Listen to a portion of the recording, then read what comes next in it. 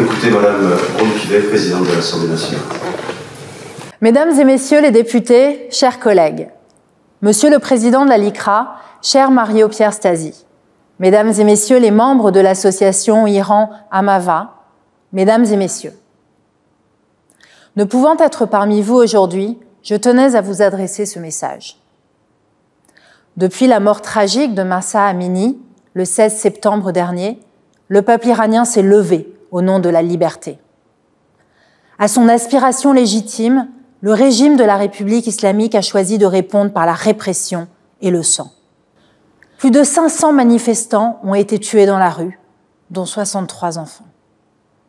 17 personnes ont été condamnées à mort dans des simulacres de procès. 4 ont été exécutées par pendaison. Ils s'appelaient Mohsen Shekari, Majid Reza Ranavar, Mohammad Mahdi Karimi et Seyed Mohammad Hosseini. Ils avaient entre 22 et 39 ans. En ce moment même, 109 manifestants, toujours en détention, font face à des accusations passibles de la peine de mort. Nous sommes à leur côté, aux côtés de leurs familles, de leurs proches. Cette révolution, lancée par les femmes iraniennes, force notre admiration. Nous devons soutenir le peuple iranien, en tant qu'élus bien sûr, mais avant tout en tant que citoyens d'une nation construite sur ces valeurs universelles de liberté et d'égalité qui trouvent aujourd'hui leur écho dans la révolution iranienne. C'est pourquoi j'ai tenu à donner mon haut patronage à cette journée sur l'état de la mobilisation en Iran, organisée par la LICRA et l'association Iran-Amava, avec le soutien des députés Astrid Panosyan-Bouvet et Adrien Gomi, dont je salue l'initiative. Ouverte sur le monde, l'Assemblée nationale que j'ai l'honneur de présider est toujours attentive au sort de ceux qui souffrent, où qu'ils soient. C'est là son honneur et j'en suis fière. Cette journée s'inscrit dans la continuité du soutien ferme qu'affiche l'Assemblée nationale, tous bords politiques confondus, au mouvement de contestation du peuple iranien. Le 4 octobre dernier, j'ai fait observer une minute de silence dans l'hémicycle à la mémoire des victimes de la répression iranienne. Le 28 novembre, la représentation nationale a adopté à l'unanimité la proposition de résolution en soutien au mouvement pour la liberté en Iran. Pour défendre les manifestants emprisonnés, une campagne de parrainage a été lancée auprès des députés à mon initiative. Aujourd'hui, à travers ce colloque, nous rendons hommage au peuple iranien. Les nombreux témoignages qui seront apportés au cours de la journée permettront à la représentation nationale de rester informée de la situation au plus près du terrain, ce qui est très précieux. Ces témoignages illustreront une nouvelle fois le courage d'un peuple qui se montre digne de la grande civilisation perse et de son histoire. Une histoire qui s'écrit désormais en 3 mots. Femme, vie, liberté.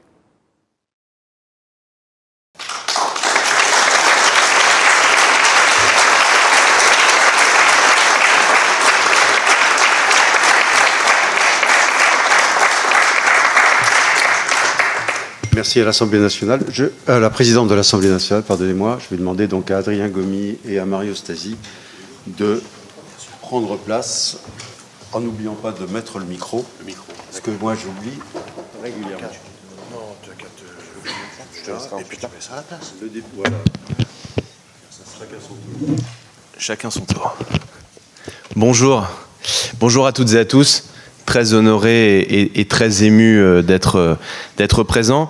Je tiens tout d'abord à remercier Madame la Présidente de l'Assemblée nationale pour son haut patronage, la LICRA et l'association Iran-Amava pour l'initiative qui a été portée, puisque c'est une initiative de ces deux structures, et un remerciement particulier pour ma collègue Astrid, qui a accompagné l'organisation de ce bel événement, de ce moment consacré à l'Iran et consacré au formidable mouvement qui a lieu depuis plusieurs mois maintenant, depuis plusieurs semaines, face à une répression particulièrement sanglante. Donc je te remercie, Astrid, pour ta mobilisation sur le sujet.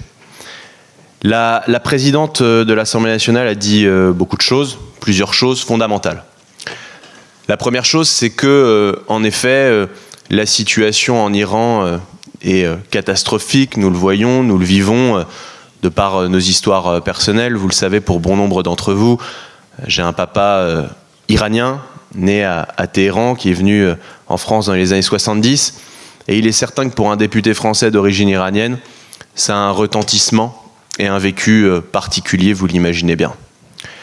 Face à cette répression sanglante, qui a fait plusieurs centaines de morts, parmi lesquels des enfants, des exécutions sommaires, avec des procès particulièrement expéditifs, et puis des milliers d'arrestations, des milliers de blessés, et des droits fondamentaux qui sont bafoués depuis plusieurs semaines.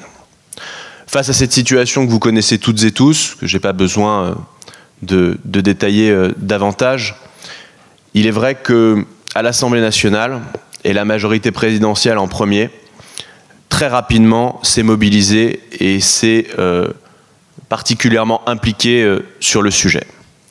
C'est la raison pour laquelle, assez rapidement, avec notre présidente de groupe, Aurore Berger, présidente du groupe Renaissance, on a décidé d'inscrire une proposition de résolution qui a été examinée, comme l'a dit Yael, le 28 novembre dernier.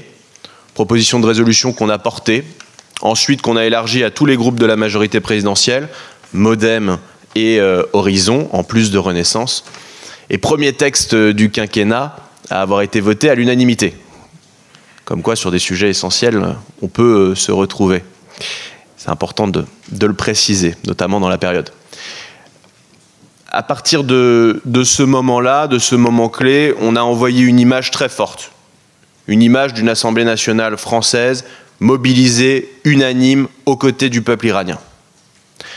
Dans cette proposition de résolution que vous avez lue pour un grand nombre d'entre vous, on demandait un certain nombre de choses. Et j'ai eu un échange très direct, à titre personnel, avec la ministre des Affaires étrangères, Madame Colonna, qui a toujours été à l'écoute et qui surtout n'a jamais manqué une occasion d'échanger avec moi et d'autres de mes collègues sur le sujet. On demandait notamment, vous vous souvenez, l'exclusion de la République islamique d'Iran de la Commission de la condition de la femme des Nations Unies. C'est quand même une aberration au regard du traitement qui est réservé aux femmes dans le pays, de les voir occuper une telle responsabilité. Ça a été chose faite, avec un vote favorable de la France. La ministre s'y était engagée dans une réponse à une question que j'avais posée en commission des affaires étrangères, et ça a été chose faite en décembre dernier. On demandait aussi, au-delà des sanctions internationales qui pèsent sur le régime depuis 1979, et qui, malheureusement, touchent trop souvent le peuple iranien depuis 43 ans, une sanction et surtout une vague de sanctions ciblées sur les hauts dignitaires iraniens qui sont responsables de la répression en Iran. Ça a été chose faite. On en est actuellement à la 4e vague, au 4e train de sanctions qui a été voté par le Conseil de l'Union européenne. Encore une fois, la France a accompagné, et je m'en réjouis, ces vagues de sanctions. Ce qu'on demandait dans cette proposition de résolution. Il faut aller plus loin sur un certain nombre de sujets qu'on aura l'occasion de détailler au cours de cette journée. Mais dans tous les cas, ce qui était fondamental, dès le début, dès le décès de Mahsa Amini, c'était de montrer que la France était aux côtés du peuple iranien dans ce combat fondamental que le peuple iranien mène courageusement au péril de sa vie. Ça a été chose faite d'ailleurs assez rapidement, malgré les polémiques qui sont nombreuses dans notre pays, vous le savez. Ça a été chose faite avec Emmanuel Macron, le président de la République, qui a été le premier chef d'État occidental à qualifier de révolutionnaire le mouvement à l'œuvre en Iran. J'ai eu l'occasion, là dernièrement, avant les fêtes de fin d'année, de faire un space, je reprends les termes réseaux sociaux, je regarde mes collaborateurs qui connaissent ça bien mieux que moi, un space avec Masih Alinejad, qui a fait partie donc des 4 Iraniennes reçues à l'Élysée en novembre dernier. Et elle a dit un message fondamental qui, malheureusement, est trop souvent négligé en France. Elle a dit « J'ai reçu une véritable écoute de la part du président de la République, Emmanuel Macron, que je n'ai pas reçu dans d'autres pays. Il ne s'agit pas de faire de concurrence particulière. » Donc, pourquoi je vous dis ça? Parce que je comprends l'impatience de la diaspora iranienne. Je comprends l'impatience des descendants d'Iraniens, dont je fais partie, modestement. Mais il ne faut pas pour autant négliger tout ce qui a été accompli, tout ce qui a été fait, au niveau européen, avec nos amis allemands notamment, et surtout ce qui est fait et ce qui est impulsé par le président de la République depuis plusieurs semaines. Et d'ailleurs, l'interview qu'il avait donnée sur les antennes de France Inter était éclairante à ce titre. Vous voyez que la situation, malheureusement, est très complexe, que, à bien des égards, on se demande concrètement jusqu'à quand, la fameuse question qu'on peut se poser, jusqu'à quand la répression, jusqu'à quand ce régime. Bon. Dans tous les cas, en tant que parlementaires français, le message que l'on souhaite délivrer, c'est que non seulement nous sommes à l'écoute des aspirations du peuple iranien, mais nous sommes à ses côtés. Il y a un certain nombre de questions qui se posent. Je participais à de nombreuses manifestations. J'ai notamment eu l'occasion de croiser un certain nombre d'entre vous depuis plusieurs semaines, depuis plusieurs mois. Et je connais les demandes qui sont nombreuses, qui sont d'ailleurs diverses, j'allais dire contradictoires en fonction des associations, en fonction des structures. Ce qui est fondamental, c'est que nous travaillons ensemble, nous devons travailler ensemble, nous devons être à l'écoute et nous devons surtout toujours être dans le respect des opinions de chacun et de chacune. On aura l'occasion, et je ne rentre pas dans le détail, notamment de discuter de l'inscription des gardiens de la Révolution sur la liste des organisations terroristes. À titre personnel, je n'ai pas d'avis précis. Pourquoi? Parce qu'il y a toute une machine juridique qu'il faut prendre en considération. Et donc la moindre des choses, c'est de se pencher sur le sujet, d'écouter, et de ne pas résumer notre pensée globale à des slogans réducteurs. Voilà le message amical, fraternel que je souhaitais vous délivrer. Je suis vraiment ravi de participer à cette journée. Merci à Mario Stasi d'être à l'initiative de ce moment. Et vous savez que vous pouvez compter sur moi, sur les députés de la majorité présidentielle, mais aussi sur l'ensemble des députés qui se sont associés aux diverses manifestations de soutien au peuple iranien. Hier, on a eu une belle opération à 18h30 puisque nous avons tous tweeté, les parlementaires français, les députés français, au-delà de nos divergences politiques, des messages de parrainage des condamnés à mort en Iran. Je peux vous dire que pour avoir certains relais, et vous en avez également en Iran, ça a fait grand bruit. C'est très important pour les personnes qui sont condamnées à mort de voir que des parlementaires français, que des responsables politiques occidentaux sont à leur côté. On va continuer, on va intensifier. J'appelle moi personnellement de mes vœux, notamment au regard de l'implication de la République islamique d'Iran auprès de la Russie en Ukraine. Vous avez vu les livraisons de drones qui sont faites. J'appelle personnellement et avec mes collègues à renforcer les sanctions européennes ciblées sur tous ceux qui sont aujourd'hui responsables de la livraison de ces drones, qui sont responsables de la répression en Iran. Il faut les toucher et il faut toucher aussi leurs familles, leurs enfants qui viennent dépenser des centaines, des milliers d'euros dans les boutiques de luxe dans les capitales européennes. On a un discours anticapitaliste, anti-Occident là-bas. Et puis lorsqu'ils sont ici, ils ne se gênent pas pour dépenser dans les boutiques de luxe sans compter sur le dos du peuple iranien. Vous pouvez compter sur nous. On est mobilisés. Je remercie une nouvelle fois Yael qui a fait preuve d'un travail formidable. Je remercie également Nima qui est ici, qui est conseiller de Yael et qui a notamment organisé cette grande opération de parrainage hier. Je vous remercie, j'ai été trop long, pardonnez-moi et je laisse la parole à Mario Stasi.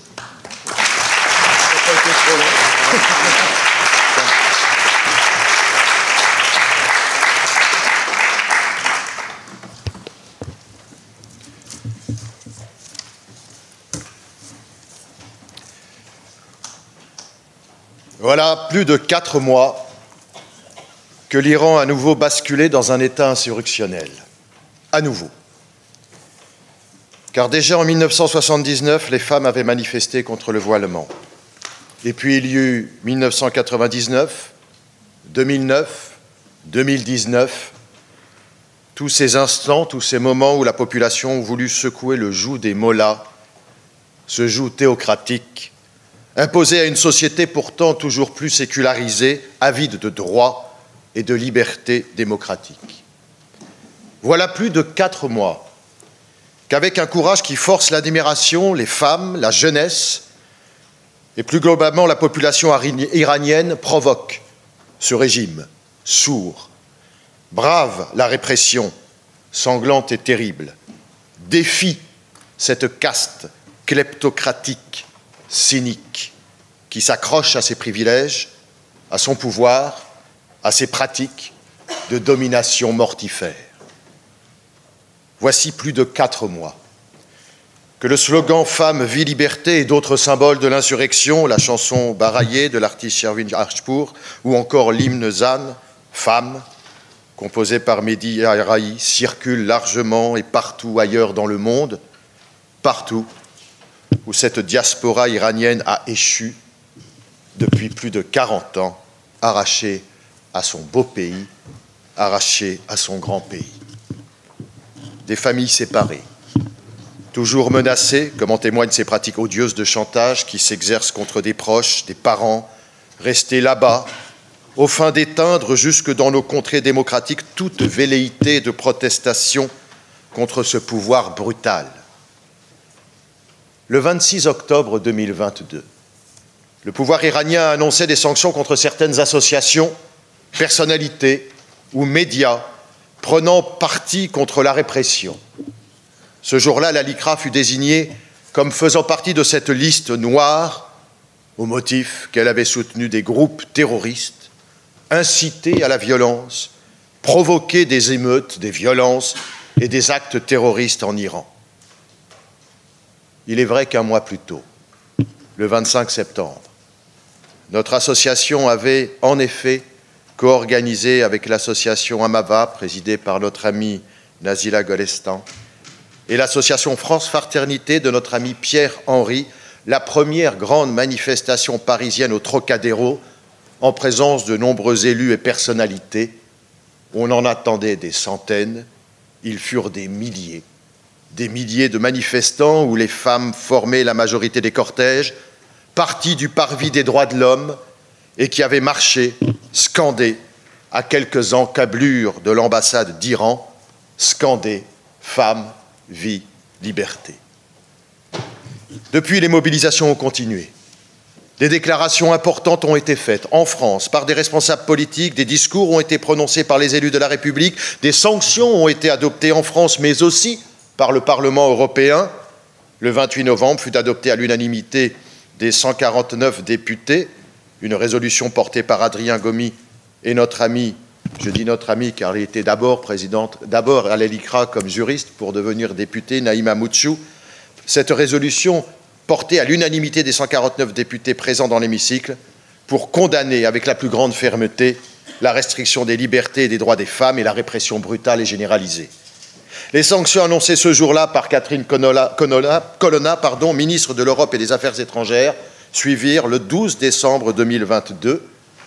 La République a fait entendre sa voix et nous voulons dire aujourd'hui, à cette tribune, notre reconnaissance aux élus, mais également à tous les acteurs de la société civile qui se sont mobilisés pour tenter d'infléchir la politique violente de ce pouvoir iranien. Il en faut plus, naturellement, pour faire bouger une dictature qui règne par la terreur, qui s'efforce d'isoler sa population du reste du monde.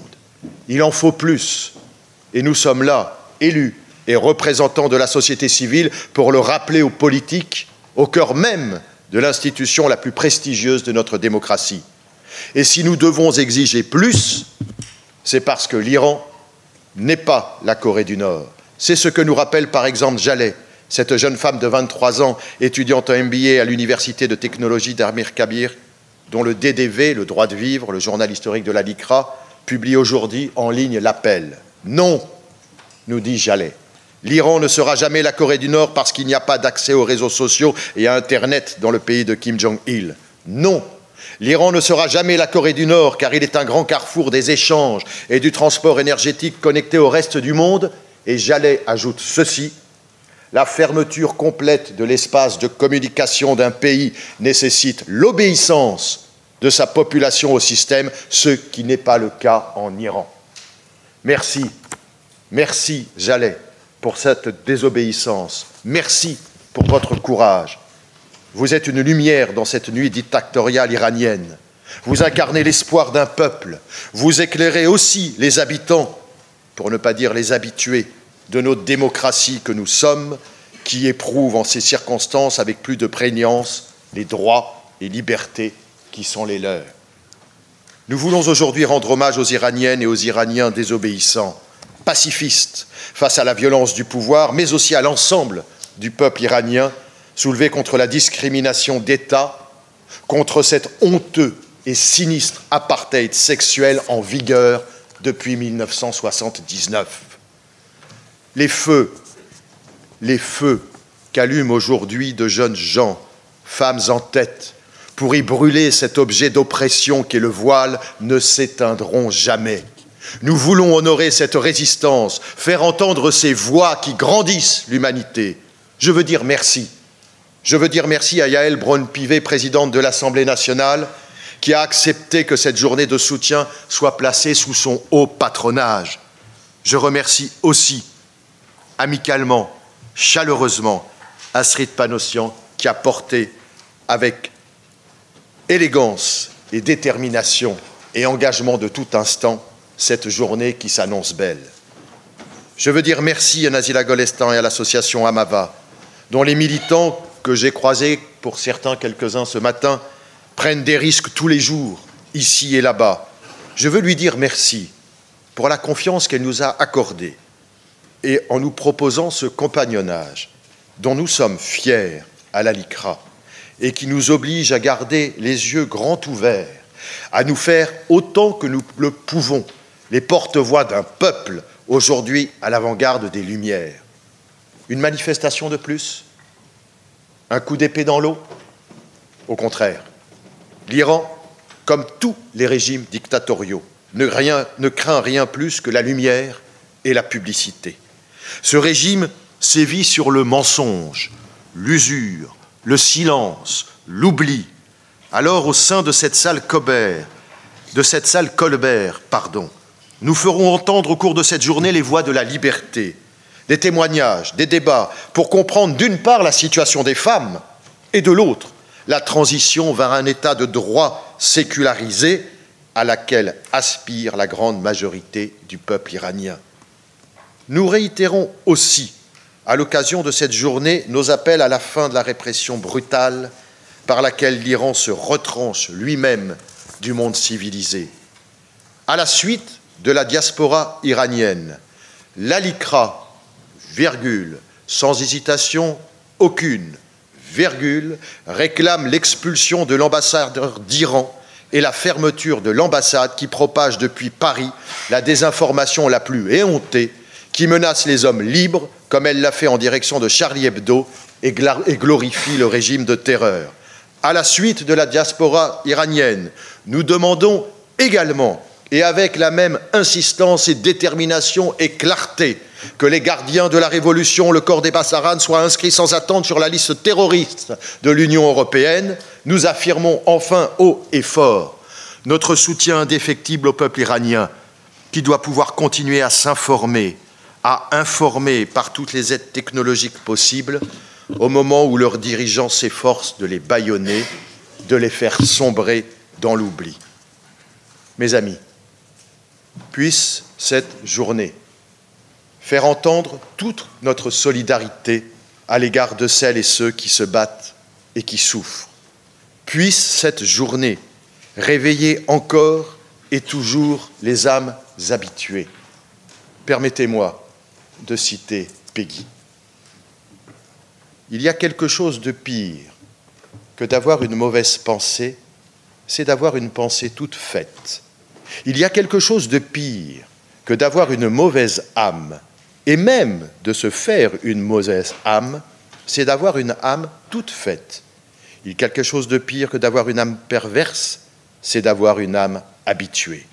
On a vu les jeux incroyables de la grâce et les grâces incroyables pénétrer une mauvaise âme, et même une âme perverse, et on a vu sauver ce qui paraissait perdu. Mais on n'a pas vu mouiller ce qui était verni. On n'a pas vu traverser ce qui était imperméable. On n'a pas vu tremper ce qui était habitué. Le pire, c'est d'avoir une âme endurcie par l'habitude. Sur une âme habituée, la grâce ne peut rien, elle glisse sur elle comme l'eau sur un tissu huileux. Je nous appelle, nous, les peuples des Lumières, nous, les peuples qui nous disons amis, je nous appelle non à la grâce, quoique, mais au courage, celui de ne rien lâcher, celui de ne jamais céder à la facilité ou à cette lâche habitude. Puisse cette belle journée de combat qui s'annonce nous rappeler à tous, en ces temps de souffrance, mais d'espérance aussi, le prix de la liberté. Paul Éluard écrivait son nom sur toute chair accordée, sur le front de ses amis, sur chaque main qui se tend. Et on prête aussi au poète une phrase qui fait le lien entre le passé, le présent et le futur, et qui donne tout son sens à cette journée, placée sous le signe de la rencontre et du témoignage. Si l'écho de leur voix faiblit, nous périrons. Que ces voix résonnent et résonnent, et que puisse l'entendre Jafar Panani, cinéaste emprisonné qui a commencé sa grève de la faim, que ces voix de combat, que ces voix fortes de liberté, d'engagement résonnent et que propage sans fin l'écho de cette liberté qui nous est si chère. Je vous remercie.